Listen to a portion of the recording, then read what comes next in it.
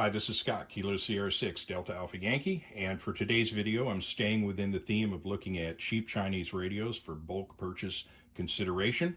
And as promised, the first two that I'm going to be looking at are the Baofeng UV-9R and the Baofeng GT-3WP. I find both of these to be kind of interesting radios, and I want to touch on a couple of things before I actually get into the review. A while back, I did a video where I talked about and made a sweeping declaration or proclamation that the Redivus RT85 here was the best radio under $50. And in that video, I compared the Baofeng UV-5R against the TYT TH-UV-88 and the Redivus RT85, which are effectively the same radio with minor cosmetic differences, kind of like these two in the back are. And I made a sweeping proclamation that, hey, the Redivus RT85 for me is what I consider to be the best under $50 radio. And I still hold that belief, but I'm new to YouTube still, and I'm learning that you need to kind of beware or be cautious about making sweeping proclamations until all the evidence is in. Because I've had a couple of people now contact me and say, well, you know, why didn't you consider the two Baofengs in the back here, the UV-9R and the GT-3WP? Why didn't you put those up against that? It's a valid question because they're all under $50. And there is an argument to be made that the UV-9R and the GT-3WP are just as good in certain ways as these two radios. Yes, and to be honest with you, if I was talking Baofengs and you asked me what currently today is the best Baofeng radio being made, I'm probably, you know, gonna say based on what I've seen. These two are gonna be it. They're way better than the UV-5R. But there are a couple of things that kind of prevent me from declaring them to be better than the RT85, because there are two very specific things in this radio. One is a minor problem, but it is something that will cause some equipment conflict issues for you. And one, regarding the antenna, is a real problem. So you need to be aware of those two things before you jump immediately in this direction. Something else I want to clear up before I get into the review is if you follow this review and then you go to Amazon and you look up UV-9R, you're going to find references to our UV-9R Plus. What I'm reviewing today is a UV-9R Basic, no additional designator. There is a difference between the two radios, and there is a price difference. The UV-9R is more expensive, and as best as I can tell, the only upgrade that it offers for the extra money is a higher output wattage. They say it'll do 8 watts and these will do 5. I have yet to determine that, and I'm going to find out because I too was looking at this information and I came across a really nice looking olive drab with black trim UV-9R Plus. I like the olive drab and black color scheme, and I like the way the radio looked a heck of a lot. Now I know that's purely aesthetic, but hey, I like it. So I'm going to get one in, and I'm going to do a test. I'm going to do an output wattage test and see if it's worth the extra money. But even then, it's still under $50. So we're seeing some interesting additional options coming into play regarding radios under 50 bucks. So with that out of the way, let's go ahead and get into the review. Now, I talked in the last video regarding these radios how they are essentially exactly the same radio. I've since confirmed that is exactly the case. The internal specifications match exactly between the two radios. The front panels are identical. The menus are identical. Many of the features, looking at it from the top, everything is laid out the same. The antennas are interchangeable. The batteries are interchangeable. They're essentially, other than a few minor contouring differences in the case that are totally cosmetic, it's the same thing. So if you buy one or buy the other, you're basically getting the same radio. So everything I'm going to talk about moving forward is going to apply to both models equally. In terms of pricing, you're looking at somewhere all the way down to as low as $34 to as high as $44. It depends, and the prices are fluctuating, and they're a little volatile on Amazon as well as availability. I've talked about that before, and that's going to continue to be a problem. But as far as basic specifications, everything is pretty much the same as a UV-5R. internally. If you've used a UV-5R, you pretty much know everything you need to know about these radios, or for that matter, a UV-82 like I have in the back there. So what we're talking about is a dual band analog radio. And in terms of dual band, transmit range is going to be for VHF 136 megahertz to 174 megahertz.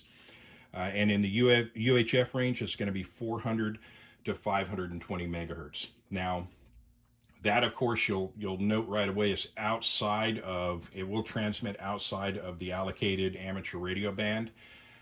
And that kind of falls into the world of MarsCap mods and that whole philosophy there. I've done a video on that, so I won't go over all of those things again. There's valid reasons and considerations for it, but there's also responsibility that needs to be personally applied when you have a radio that will transmit out of band. Enough said on that. 128 channel capacity, which the comparison break with the RT85, of course, and the TYT 200 channel capacity, but otherwise kind of the same everywhere else. So 128 channel capacity. The output wattage for both of these radios is 5 watts on high, 3 watts on medium, and 1 watt on low. Again, the UV-9R Plus allegedly will do 8 watts. I think the breakdown is 8, 4, and 1, but we'll verify that. And at the end of this this video, I am actually, you know what, I'm going to make it a totally separate video because I think it would make this one too long. But I will immediately follow this video with an additional video where I actually do an output wattage test. And I'm going to start doing that on all radios that I review moving forward. So if we can see that the factory stated specifications match the product you get. Because oftentimes the Japanese radios are usually pretty good at matching the stated specifications. These radios not so much so. Baofeng, and for that matter, TYT does the same thing, and Retevis does too. They all kind of they say it'll do a certain thing, and under really strict conditions, it might. It's sort of like, and I'm sure all of you have seen this at one time or another. You've looked at the packaging for an FRS radio or a GMRS, FRS, blister pack radio at Best Buy or Walmart, and you see that it states it'll transmit, anywhere from 28 to 31 miles. And it will do that, but under very specific circumstances. That is line of sight in the purest form. That would be from one mountain peak to another mountain peak with nothing in between, not even a cloud. Yeah, they will, but around town, typically half a mile to a mile. And when it comes to output wattage, you will find with the Chinese radios, you might find one particular channel where it gets right up on the full output wattage, but everywhere else it's diminished. So we'll look at that in a subsequent video. Now, battery is 1800 milliamps on both, and I think that's another departure on the UV-9R Plus. I think they state it's got a 2200 milliamp battery. So we'll find that out, because as I said, I've got that nice olive drab and black one on the way. So as soon as it comes in, we'll take a look at it. Beyond that, specifications are all pretty standard. There's really, I don't like on my reviews to get into, impedance levels and things. Look, if you're interested in that, look at the manual. For most folks, that's really not something that affects their purchasing consideration or, talking about steps and whatnot. But in terms of front panel programming, if you know how to program a UV-82 or a UV-5R, you're good to go. Same thing here. Okay, but let me get to the one party piece. So I said that my break point between the UV-5R and this radio was 200 channel capacity. There's also another factor, and that's in terms of build quality and aesthetic appearance. This thing has a much better feel. It feels more commercial. It feels more pro level. As I've stated, I just like it. I think it's a better looking radio. All things being equal, if the price is the same, I'm going to go with something that looks a little better. Having said that, we can sort of take that out of the equation with these radios because they're both good-looking, solid radios. The UV-5R has always had kind of I guess the best term I can use here, I'm not going to say flimsy, but it feels brittle and crunchy. And when I say brittle, I can guarantee brittle because I've snapped plastic pieces off of these many, many times. But it's just got kind of I don't know, sort of a clunky feeling to it. The UV-9R and GT-3WP have a very solid heft to them. They feel well made. They look very commercial. The quality of the switches seems to be about the same as a UV-5R, but ever so slightly better. You've got a nice little built-up area for your knob here, for your adjustment knob. All in all, even the flashlight has kind of a more pro-level quality look to it. It's got that nice little dome cover on it versus just this exposed LED on the UV-5R. So all in all, from an aesthetic point of view, from a commercial build quality point of view, the UV-9R and the GT-3WP get a thumbs up. They're pretty awesome. So the only point of contention here is there something that separates these from a typical UV-5R or makes it worthy of consideration over the RT-85? And I will say this, IP67. Baofeng claims that both of these radios are IP67 rated. Okay. And that's going to be something that has yet to be figured out. But I'll throw this out there. Weather protection is important. I've stated that many times. The RT-85 and the TYT THUV-88 do not have any stated weather protection, and that is an important consideration if the radio is going to be used outdoors. Now, I have seen a couple of videos done, I believe it was on the UV-9R, where they did just drop this into a pitcher of water, leave it for about a half an hour. I think another one was the guy dropped it into a bathtub. Pulled it out, turned it on, worked just fine. However, I have since then, because I wanted to go back and make sure am I throwing correct information out there, and there's a YouTube channel called Ham Radio Dude, and he took, I think it was a GT-3WP, and he did an actual test where he put it in a pitcher of water and he put a timer next to it. And it was doing fine for a bit. And then it did eventually fail the test. There was water intrusion. Now, it wasn't necessarily a scientific test, but it was enough for me to say I wouldn't necessarily consider this to be fully like mil-spec, Underwriter Labs IP67 level testing. I don't think they've done that, but I think they have upgraded the water and dust intrusion protection to at least make it better than something that's IP54. So it sort of rides in between. I wouldn't necessarily throw this thing in the drink and leave it for a bit, but I would take it out in the rain, and I would definitely, if it fell into some water, I would scoop it up and it's probably going to be good to go. But as far as stream crossings and things, I still would kind of maybe treat this as more of an IP54 type radio that's more rainproof and splash proof than I would fully submersible.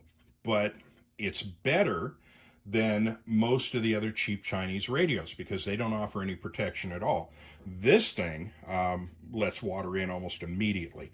There's virtually no protection whatsoever on this thing. The Redivus and the TYT, at some point I'm going to have to tear one open and see what they've got as far as internal gasketing, but something to consider. So that's a plus. So that kind of puts it, in my opinion, while it doesn't have the 200 channel count, it does have that weather protection. So it kind of, at this point in my mind, makes it kind of even with the RT-85, worthy of even consideration. And I still kind of hold that view, but let's get into kind of a couple of points that you definitely need to know. These are going to be, one's going to be super negative and one's just going to be a minor pain in the ass. So you'll note right away, let me get a screwdriver out here, there's a different type of speaker mic configuration on the side. And this will apply for your speaker mics, and it will also apply with your programming cable. Now, your typical Baofeng and the Redivuses feature this K-plug configuration where you have the two plugs. I think one's 3.5 and the other's 2.5. But it's the, let me get a speaker mic here so I can show that. So by K-plug, we're talking about this 2-pin arrangement. And if you have a lot of these speaker mics and if you have programming cables, none of those are going to work with these radios. These radios use something completely different. So if you're going to buy into these radios, first off, you're not going to be able to use your existing Baofeng programming cables, and you are not going to be able to use your existing speaker mics. What this radio features, because it's IP67, the second you put a K-plug type connection on the side, that's a definite water intrusion point. And the gasketing is not going to be enough to protect water from getting in there. So what they use instead is this Motorola style connection, where you have basically these pins, and that's what transmits the signal between the speaker mic or the programming cable to the actual radio. So there's no water intrusion point here. Now, again, that means if we're talking speaker mics, you're kind of locked in at this point to this Baofeng speaker mic, which is okay, not terrific. I prefer a better speaker mic. Something that I'm going to do, I've contacted a couple of the companies that I know that manufacture speaker mics, and I haven't gotten good results, but I'm going to ask you guys out there, anybody within a UV-9R or GT-3WP experience, have you encountered any of the decent speaker mics? And we're talking Com Mountain, we're talking Prime, we're talking the people that make a little bit better speaker mic than your typical Baofeng, something that maybe has IP54 rating, but definitely better switch quality and better build quality on the microphone itself. Now I have a secondary consideration, and that is I just buy the Baofeng unit and I just tear the speaker mic down and I put a decent speaker mic onto the existing cord. That's a possibility as well. I may sacrifice a couple of my Com Mountain mics and actually do that. So it's something to be aware of. You won't have interchangeability in terms of programming cables and speaker mics. The next thing that comes up is, well, what about antennas? Now, again, we are talking about bulk radios that we're basically just going to buy the radio, and the radio itself is all that we're going to be handing out to people. But I do also understand that there may be people that this $50 purchase that they're going to be doing, that's going to be their radio that they're going to use for when times get weird. So if you've chosen this, you're going to want to upgrade this and roll with it. So these are things you need to know about the upgrade accessories.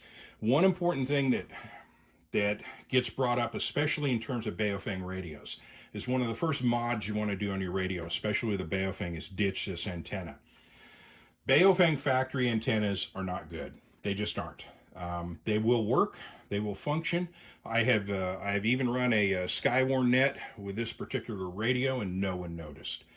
So it gets there, but I will say it doesn't pick up signal as well as I would like.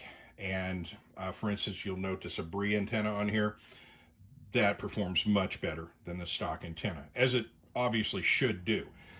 Now, why the ABREE antenna? You've never seen me run an ABREE antenna on any radio.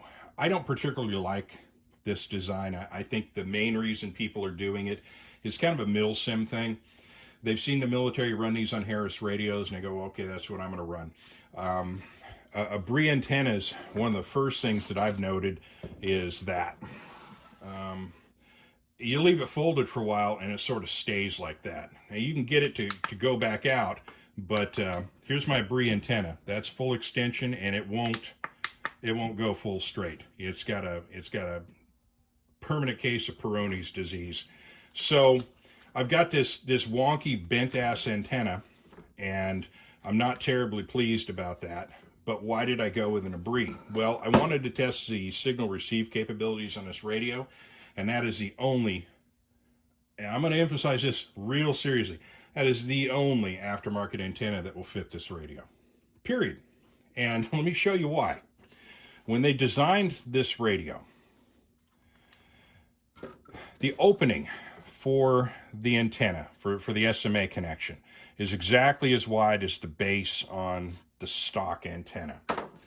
Now, you look at other radios, and we'll take, for instance, the RT85. The opening is large, is actually not larger, but it's flat. There's no built-up ring. So an aftermarket antenna will fit that. That was actually a poor example because we're talking about a whole different type of connection. That's a different story. Let me use the UV-9R. Okay, this is a better example. As you can see, the SMA connection, you can see that above, and let me look on the camera here, make sure, okay, we're getting it. This is raised above that ring. This is set down below that ring. In setting it down below the ring, here's what has occurred. And let me grab, where is it? I had, yeah, let me get the antenna off of this UV-82. This is yet another example. In this case, it's set down low, but the ring is much larger. So when we go to put this typical Nagoya NA701, it's a typical aftermarket antenna people buy, and I've even got one of the counterfeit copies here. Okay, and I'll try both of them. So when I go to put this antenna on, I turn it, and it'll make about a turn and a half. So let me do that one more time. I put it down, engage the threads right at that point, and we get 3/4 of a turn. It's not fully seated. The reason being is this opening is not large enough to accommodate the larger base on the aftermarket antenna. So I tried all of the aftermarkets that I had. I've even got, so here's this other counterfeit antenna. So I got my thread engagement, and I get a little bit more. I get almost one complete turn, but I should be getting about 3 turns. So that's not good. That's telling me that pin's not fully seating. It may not even be making connection with the antenna. I know for a fact that I put those antennas on and I received nothing, except for a strong signal directly next to the radio that's just being picked up by the antenna connection itself. I'm getting nada. So you're kind of stuck with the factory antenna. Now, you could put a B and C connector on there and then run a B and C antenna, and that's probably what I'm going to end up doing. I'm looking for an appropriate B and C adapter that will distribute the weight, because one problem with a B and C is if you put, I think I've got a connector here. So if I put one of these B and Cs on here, like so, so there's a B and C adapter, it looks just wonky. And also, there's really nothing bolstering this. There's nothing at the base, so any hit to this antenna is going to transfer that energy all the way through the connector into the port on the radio, and I don't care for that at all. So I'm looking for something that has kind of a wider, flatter base. So let's put this antenna back on here, and let's show you how the ABREE does on here. And what the ABREE has done, and they actually even market this particular antenna as a UV-9R antenna. Now, it has, see, I never really tried to undo this. They might have it actually Loctited in, but that is an adapter, and that does actually fit in there. What I'm trying to find is this actual adapter with a BNC connector on it, and then that's probably what will seat into this. But for now, aftermarket antenna upgrades, you're just looking at the ABREE, and the ABREE, well, the ABREE's kind of whatever. It works. Again, the ABREE antenna undoubtedly works, but it doesn't work all that great. Or, well, let me rephrase that. The bend in the antenna thing, that's kind of goofy. Maybe just leave it up at all times. If I got another one, that's exactly what I would do. I just wouldn't fold it. I just leave it up. And I didn't go with that 42-inch one that they have. That's insane. This is actually one of the shorter ones. But having said that, aftermarket antennas are a bit of a problem with this radio and something you need to be aware of. So what you're looking at, probably the best solution, and I'll probably, when I do the UV-9R Plus video, I'll show it with a proper BNC connector on there and an actual BNC antenna. And I think everything will be good. But it's just those two things you really need to know about. Other than that, though, these are pretty good radios. And I didn't really show up close, but again, standard front panel stuff. You've been staring at this for a few minutes now, so you kind of know all the usual allocations of buttons. Something I don't talk about a lot, oddly enough, and it's actually an important consideration for me, is battery latch. And also I should mention one other thing. The connector, and this is a failing on my part, and I don't want to shoot this video again. This doesn't have a traditional belt clip. What it uses is on the back here, there's a little round stud that screws in right there. And it goes into, it's a little belt clip that fits on your belt, and it's an interrupted slot kind of thing. It's round on one side with a flat, and you put it in one way, turn it, and then it locks out, and then it won't fall off your belt. It's not a bad setup. the thing I don't like about it though is it projects so far off that if you're going to use this in conjunction with, like if you're going to run it on the belt sometimes and the pouch sometimes, you have to take this off every single time. So what I've sort of resolved to is I consider these to be pouch only radios, and they're, they are outdoor cat radios. So if I was going to carry this radio, I would definitely carry this in something like a Specter gear pouch. That's sort of where it needs to live, is lose the clip. Well, that needs to be adjusted, but well, here, let's show you how this adjusts. If you need to make this a little bit longer, these are adjustable. You just pull that off and we'll move it up about here. We'll go ahead and slide this in. That's actually a pouch for an FT60, but fits just fine. I would run this thing in a pouch, to be completely honest with you. It's going to be the kind of radio you're probably going to hang off of a plate carrier anyway. And I guarantee you the stock clip is not going to survive much rough abuse at all before it snaps and breaks and you're going to lose your radio. So the best way to carry these radios is in one of these Specter gear pouches. And of course, those can be found at spectergear.com. And I'll throw a link in the description if you're interested in doing that. And actually, while I'm at it, let me do this right, because that's actually not the correct pouch for this radio. Let me show you the correct pouch. Just realized I had one. There we go. That's actually the correct pouch for the radio. Covers it all the way up to the top. Does the usual thing, protects the front panel. There's no hard projection that's going to crash into the front of the radio and break anything. These come in Molly and belt mounted formats. So that's that. Yeah, throw that thing in a Specter gear pouch and you're good to go. So pop that out again. So that's kind of about it really in terms of the review. A good solid radio, dependable as any Baofeng. It's going to match if this is an upgrade for you and you're coming from a UV-5R and you want something that's got a little bit more outdoor capability. This is a good one to consider. Just understand on the antenna connection and the mic connection and you're good to go. So I will do follow-ups on this. Of course, the video that will follow this immediately, we'll do a power test on this. And I would imagine probably within about 4 or 5 days, we'll do the review on the UV-9R Plus. So this has run kind of long enough. With that, I'll go ahead and bring it to an end. Thank you for listening. And if you're interested in the pouches, spectergear.com is your source for that, and the link will be in the description. So I will end it at this point. Thank you for listening. Have a great day. It's Kilo Sierra 6, Delta Alpha Yankee, Scott in Southwest Visalia. Have a great day.